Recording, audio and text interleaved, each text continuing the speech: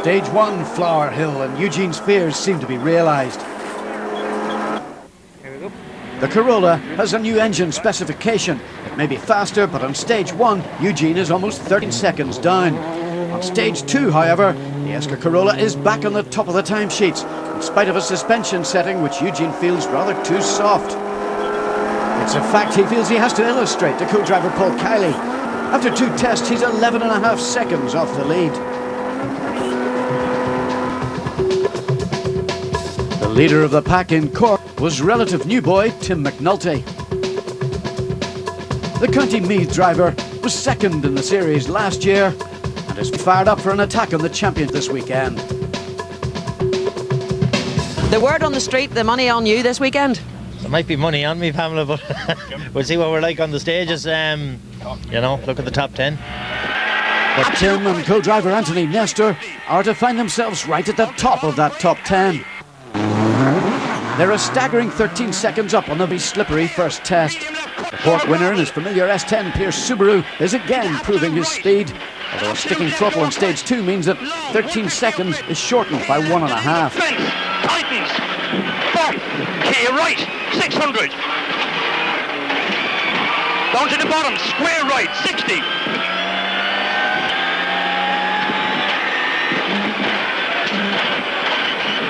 Absolute crest goes left, 150. Caution, tail left into square right. Absolute left, 80. Very tight, square right, over loose, don't cut. And absolute left to the yellow wall, 400 up mid. Square left at the top. It's a great start for Tim to be at such notables as 2-time tarmac champion Derek McGarrity. The Belfast rally car sales guru has a very latest S11 Subaru to adapt to in Galway, and he'd dearly like to scoop a 3rd tarmac title. There can only be one way, Pam. You know, we have to go out and have a go at winning this rally. It's one hell of a field, isn't it? It is, but it always is. You know, we're sort of used to it now, but you know, a lot of talent here, a lot of good machinery here, but we just have to push as hard as we can. 900. That's the key pusher now. Go. Co-driver Dermot O'Gorman is pushing Derek. But if you push too hard in these first stages, the consequences can be costly. Derek is 3rd fastest on the first stage, in spite of skimming a few ditches in the new silver machine. On Stage 2, he's 2nd fastest and lies just 4 seconds back from his old sparring partner Eugene Donnelly.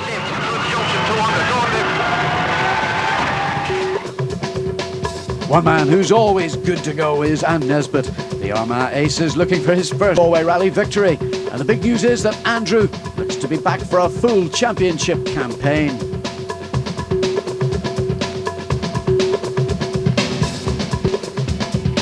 That's the plan for 2006. We haven't competed in the championship really since 2002 in terms of full championship, so we're looking forward to it. Hairpins, right 24. Andrew with James O'Brien in a McKinstry Motorsport S9 Subaru, a formidable combination on any rally. Hairpin, right 26, tightens back in itself.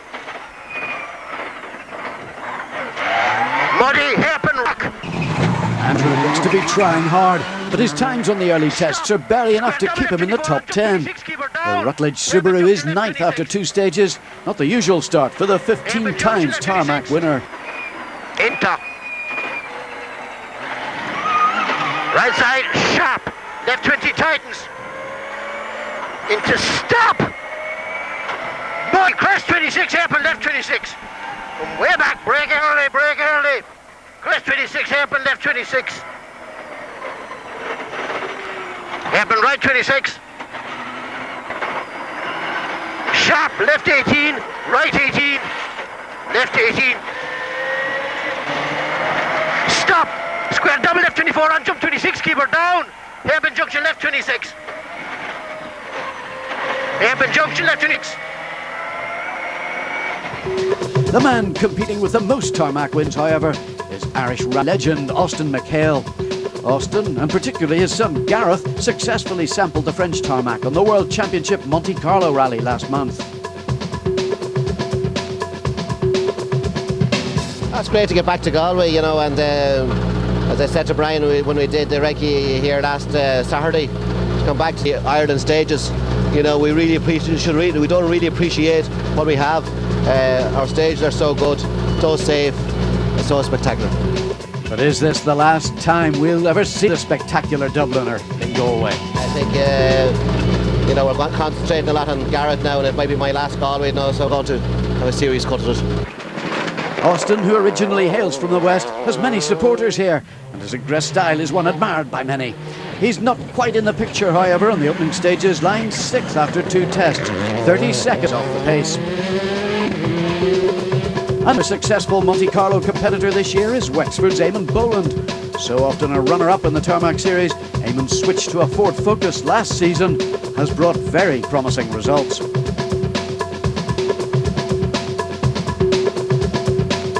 We'll see how it goes, you know. Sure, everyone obviously in the top 10 or 15 wants to win it, so we'll give it a go on the first couple, see how we're faring out. With co-driver Francis Regan, he's faring well in an early 4th spot, just 5 seconds back from Derek McGarrity's Subaru. A less familiar focus on tarmac rounds is Ray Breen's example. The Irish national champion is 7th. Spectacular Welsh youngster Gareth Jones is 15 seconds back from Breen. Gareth's JCB machine is trying to dig a few ditches along the way. Returning to the Tarmac Series in style after a disastrous 2005 is Peter Herson. In his old 2000 spec Hilltech Subaru is in a fantastic 5th, just 6 seconds back from Eamon Boland. Adapting to WRC is Aaron Mcnel, whilst Morris Gas makes a short appearance in a rare Skoda Fabia. But George Tracy's 206 WRC has to be even rarer. Local JJ Fleming has his Ford Focus in 12th early on. Paddy White, meanwhile, is 15th. And just a few seconds back from Donegal's Hugh Martin Docherty. Join us after the break as we... Rally driver knows when they're having a bad day, and Andrew Nesbitt's is about to get worse. That's 5th gear stripped, and there are 2 stages to go before the gearbox can be changed at service. All this drama has dropped Andrew to an uncustomary place, as James warns him of some hazardous sections. Come way back, come way back. These are real bad. Right 26, left 26. Watch it! Andrew twitches his way towards second service, where the McKinstry team have the answer to the gearbox problems. But has Andy answered to claw back the time? The gearbox, they're working on it here. We've 30 minutes to do that, and I think they're well into it now, so hope to sort that out. Well, were you surprised at the pace set this morning? Because you seemed to have been caught a wee bit napping? It was actually very quick. Roads were very slick, and in fairness, they're going very quick. But we'll see how it goes. It's only the first rally of the year. Austin McHale is another dropping back, and he's in 7th. That's partly due to Ray Breen moving ahead of him in 6th. Derek McGarrity in 5th has also dropped back, and here's part of the reason why on stage 3. 30, 4 left plus opens, 50. Look at that road. That spin has cost him, and now he's over a minute off the lead. This place is so narrow and slippy, you're struggling to get what grunt is in the car onto the ground. So, you know, it's a fantastic car on a more open stage, but these are so tight, twisty, etc. But the men on the move are Peter Harrison and Eamon Connolly, who are a fabulous 4th. Left 63. And Eamon Boland and Francis Regan, who are spectacular in 3rd, 8 seconds ahead of Peter's Subaru.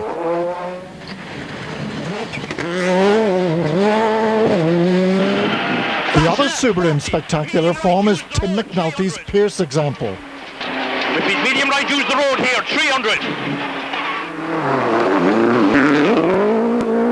Don't push. By stage 4, he's back in 2nd, and at times the odd gate post comes in handy. 200. Square left, much. Few moments out, I tell you. Yeah, slippy conditions, and yeah, just trying to do our thing. Few little problems, but I'll be happy enough. 1st or 2nd, 3rd even. Eugene's now going like a train with a 2.6 second lead, but he nearly derails on stage 4. Flat one right. Flat one right, 60, turn hairpin left. That could easily have been a disaster, but his effort has brought him a 12-second buffer. Flat left. Oh, you out of there. The tyre we had there for the last 3 stages was brilliant, absolutely brilliant, you know. I was just looking at it there. I don't think we've ever had tyres to wear as nice and make the car feel as nice. You know, it's very, very good. Well pleased with it, you know. Every year, tyres become more critical. The first point of contact on the slippery tarmac. A wrong tyre choice can damage a driver as much psychologically as time-wise. Without fuel, though, there can be no rallying, and the Galway Rally has introduced new refuelling zones, conforming to the World Rally regulations for this World Rally Car strewn event. This progressive move increases safety, and after a quick top-up, it's back to the final tests of day one.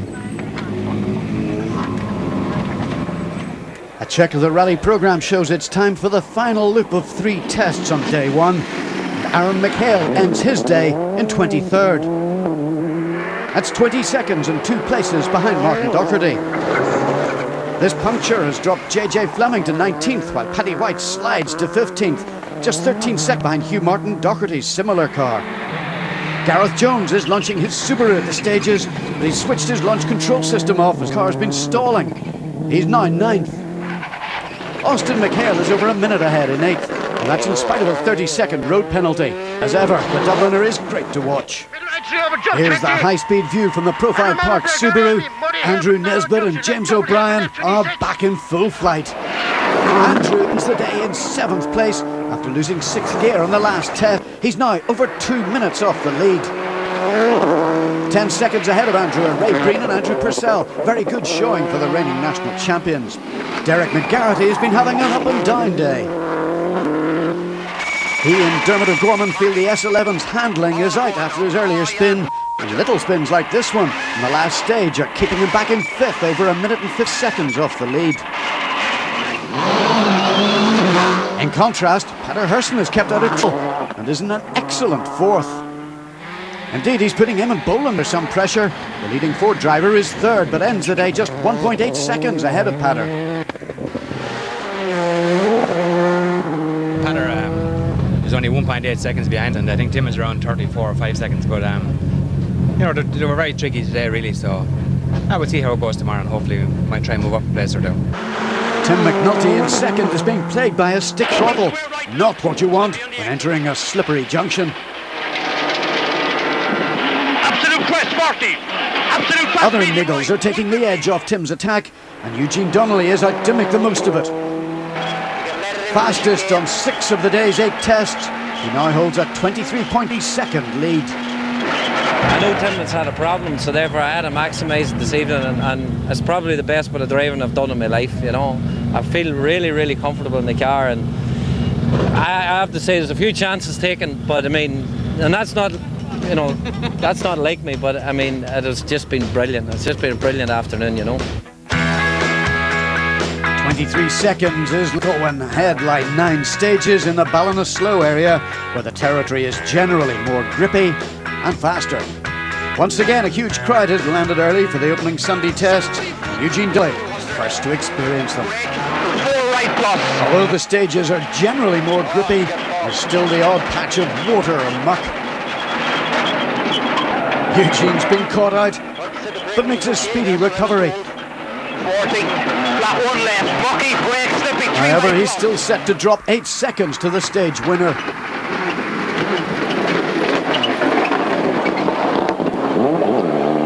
The Corolla is pushed hard on the next test, pick up time, but amazingly, he drops another 4 seconds on this stage. Very slippy 5 right.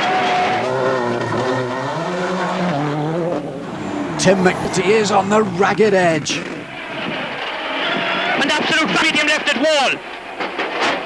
In spite of lines like that, he takes fastest time on the day's 2nd stage, having been 2nd fastest on the opener. The gap to Eugene is diminishing, and the Subaru is now running properly. On stage 7, Ballyfire, he's clearly on it. Stay out. Absolute fast medium left. 250. It's worth it though, as he takes another 3 seconds here, leaving the gap down at just over 10 seconds. All right, 200. Well done. Eamon Boland has his own battle to worry about. He's over a minute off the lead. Peter Herson is snapping at his mud flaps. It's going Eamon's way though, as he's pulled seconds out in 3 stages. That's no disgrace to Peter and his much older Subaru. And fast medium left over crest. To medium right opens. left over crest jump. It's a great drive, and the Hilltech car is still fourth, but he needs to keep an eye on his mirror. Fast right, okay.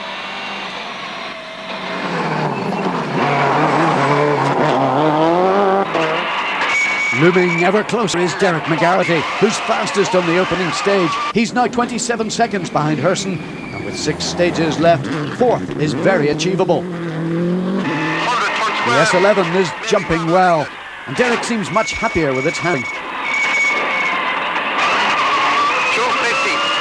Well done.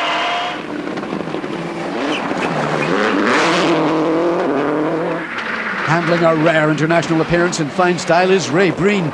He was an overnight 6th. He's about to lose that position, partly due to gear change difficulties. The Waterford man's having no difficulty with his handbrake though.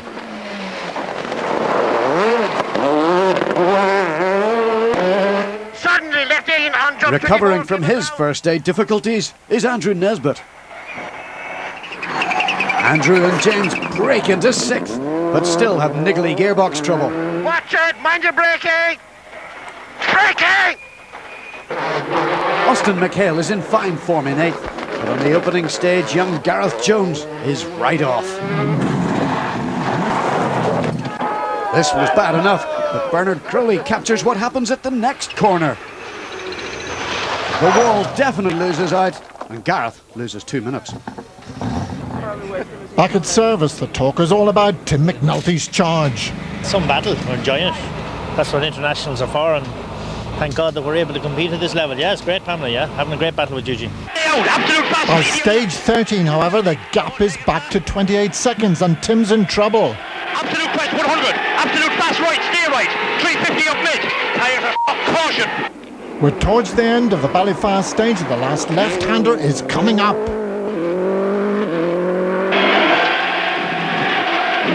800. The Pierce Subaru slams into the wall. It's been a hard hit, as the replay show. But can they continue?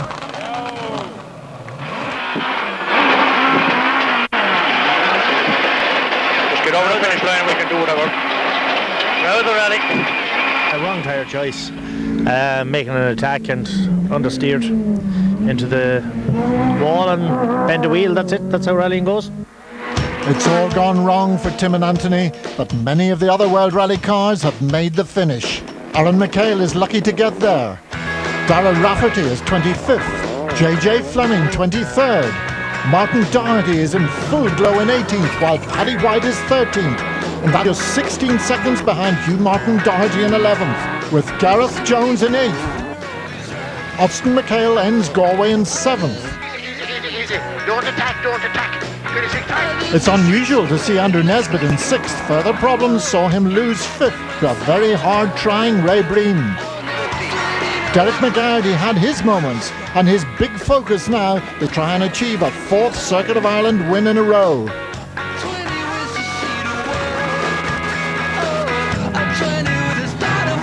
This was about the only slip in a superb weekend for Peter Hurst, who finishes just 12 seconds behind an equally impressive Eamon Boland second. But these two are over a minute and a half behind the winners as Paul Kiley eases back his driver. Calm down, calm down. Eugene had opened a 28-second gap before Tim's departure, and now he cruises to his 3rd Galway Rally victory. It's a performance that has brought some scepticism from his rivals, but following a post-event scrutiny, Don Wilmot, the championship manager, has confirmed that the checks on Eugene's engine undertaken by the series eligibility scrutineer have complied fully with the FIA homologation.